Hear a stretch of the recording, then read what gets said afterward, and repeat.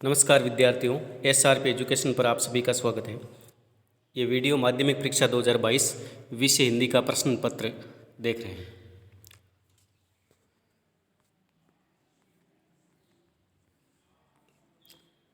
पहला गद्यांश है। अपठित गद्यांश को पढ़कर पूछे गए प्रश्नों के उत्तर लिखने हैं। तुलसी का काव्य लोक संस्कृति का अभिन्न अंग बन गया है। तो इस तुलसीदास के गद्यांश से पहला प्रश्न है, उपयुक्त गद्यांश का उचित शीर्षक है। इसमें होगा तुलसी के काव्य की उपयोगिता। दूसरा प्रश्न है, करोड़ों हिंदी भाषियों के लिए धर्म ग्रंथ नीति ग्रंथ कौन सा है? तो दे ऑप्शन है रामचरितमानस। तीसरा है, रामचरितमानस की अपूर्व भूमिका क्या रही है जातीय एकता का भाव उत्पन्न करने में? ए ऑप्शन राइट है। चौथा प्रश्न है, गाँव में तुलसी और सूर की रचनाओं का पाठ होता रहा है शताब्दियों से ऑप्शन राइट है। पांचवा प्रश्न है, भक्ति आंदोलन और तुलसी काव्य का राष्ट्रीय महत्व है। ए ऑप्शन राइट होगा, भारतीय जनता की भावात्मक एकता दृढ़ हुई है। अगला है, अपठित पद्यांश को पढ़कर पूछे गए प्रश्नों के उत्तर लिखिए। अपठित पद्यांश है तो उपयुक्त काव्यांश का उचित शीर्षक क्या है? शीर्षक होगा रैदास का समर्पण भाव। ए ऑप्शन राइट होगा। और अगले में है, रैदास जी ने भगवान को चंदन के कर सोम को कहा है। बे ऑप्शन राइट होगा, पानी। अगला है, बरई शब्द का अर्थ है जलती है। से ऑप्शन राइट होगा। अगला है, उपयुक्त काव्यांश में कवि रैदास ने ईश्वर के किस रूप का वर्णन किया है? निराकार रूप का। 10वां, सोने में सुहागा होना मुहावरे का अर्थ क्या है? किसी विशेष वस्तु में दूसरी वस्तु के मेल से उत्पन्न उसमें विशिष्ट गुण का समावेश हो जाना। 11वां है, देहाती दुनिया उपन्यास से लिया गया पाठ है। देहाती दुनिया उपन्यास से लिया गया पाठ है माता का आंचल से। और 12वां प्रश्न है, साना साना हाथ जोड़ी पाठ में वर्णन किसका है? तो हिमालय की यात्रा का। ऑप्शन नंबर दे राइट होगा, हिमालय की यात्रा का। प्रश्न नंबर 2, रिक्त स्थानों की पूर्ति कीजिए। जिस संज्ञा शब्द से खाली जगह के नाम का बोध होता है उसे व्यक्तिवाचक संज्ञा कहते हैं। तो खाली जगह में आएगा व्यक्ति। जिस शब्द से व्यक्ति के नाम का बोध हो, व्यक्तिवाचक संज्ञा। दूसरा है, जो सर्वनाम निकटस्थ या दूरस्थ व्यक्ति या पदार्थ की ओर निश्चित संकेत करता है उन्हें निश्चयवाचक सर्वनाम कहते हैं। तीसरा, विशेषण प्रकार के होते हैं, 5 प्रकार के होते हैं। चौथा, ऐसे शब्द जिनके स्वरूप में लिंग वचन काल आदि के प्रभाव से कोई परिवर्तन नहीं होता या विकार नहीं होता वह अविकारी शब्द कहलाते हैं या अव्यय कहलाते हैं। संस्कृत में कुल 22 उपसर्ग होते हैं। छठा है, वह प्रत्यय जो धातु अथवा क्रिया के अंत में लगकर नए शब्दों की रचना करते हैं उन्हें कहते हैं कृदंत कहते हैं या कृत प्रत्यय या कृदंत प्रत्यय कहते हैं। संधि की परिभाषा लिखनी है। दो वर्णों के परस्पर मेल से उत्पन्न विकार को संधि कहते हैं। संधि जो स्वर संधि है वो 5 प्रकार की होती है। कर्मधारय और बहुव्रीहि समास में अंतर लिखिए। कर्मधारय समास में पहला पद विशेषण होता है और दूसरा पद विशेष्य होता है। विशेषण और विशेष्य का भाव होता है। और बहुव्रीहि समास में अन्य पदार्थ की प्रधानता होती है। आकाश टूटना मुहावरे का अर्थ है अचानक विपत्ति आना। और चौथा है, अंधा बांटे रेवड़ी फिर अपने को दे, स्वार्थी जन अपने लोगों को ही लाभ पहुंचाते हैं। नेताजी का चश्मा पाठ किसके योगदान को दर्शाता है?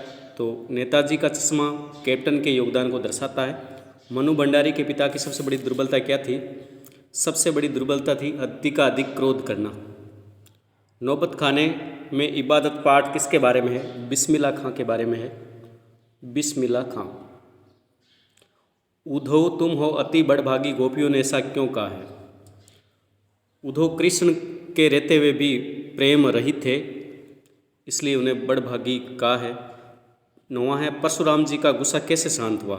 राम की विनयपूर्ण बातों से परशुराम जी का गुस्सा शांत हुआ। अगला है 10वां, आत्मकथ्य कविता में किसकी अभिव्यक्ति है? आत्मकथ्य कविता में किसकी अभिव्यक्ति है? जयशंकर प्रसाद की। और माता का आंचल पाठ में किसका चित्रण किया गया है? शिव पूजन राय। और 12वां, यूमथांग का अर्थ है घाटियाँ। ये कहाँ स्थित है? ये सिक्किम में स्थित है।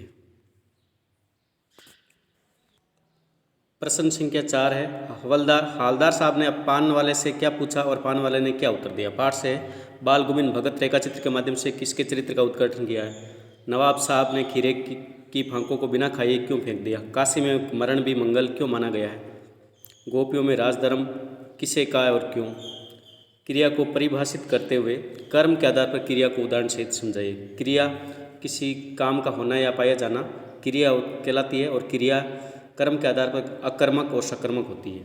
10वां है, माँ ने कहा लड़की होना पर लड़की जैसा मत दिखाई देना, कवि ने ऐसा क्यों कहा, स्पष्ट कीजिए। उत्साह कविता के माध्यम से कवि क्या संदेश दिया है।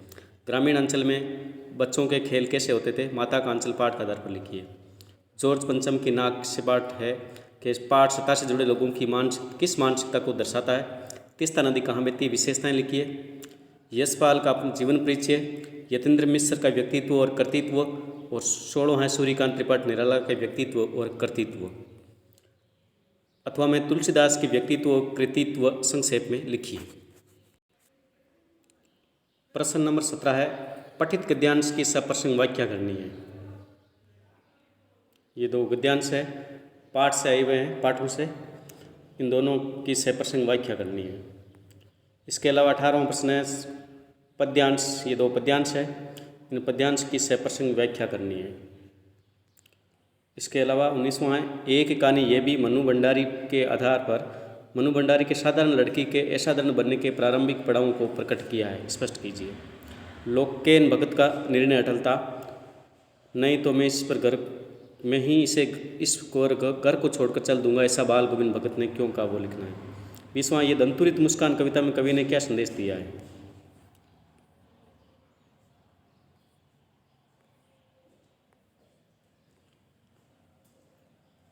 21वां है निबंध, जीवन में खेलों का महत्व, वैश्विक महामारी कोरोना के बारे में, सह राजस्थान के त्यौहार और दह मेरा प्रिय महापुरुष। 22वां है, आप राजकीय उच्च माध्यमिक विद्यालय अरणव नगर के सुरेश से आपके विद्यालय के पुस्तकालय में बालोपयोगी पुस्तकें मंगवाने तो प्रधानाचार्य को प्रार्थना पत्र लिखिए। शिवम को हिम्मतनगर का नरेंद्र मानते अपने छोटे भाई देवेश को स्वास्थ्य सुधार है तो एक पत्र लिखिए। और लास्ट 23वां है, राजकीय उच्च माध्यमिक विद्यालय नमनपुरा के चित्रकला छात्रों द्वारा बनाए गए चित्रों को बिक्री हेतु एक विज्ञापन लिखिए। नव सृजन संस्था द्वारा बनाई गई मूर्तियों की बिक्री हेतु एक विज्ञापन लिखिए। धन्यवाद।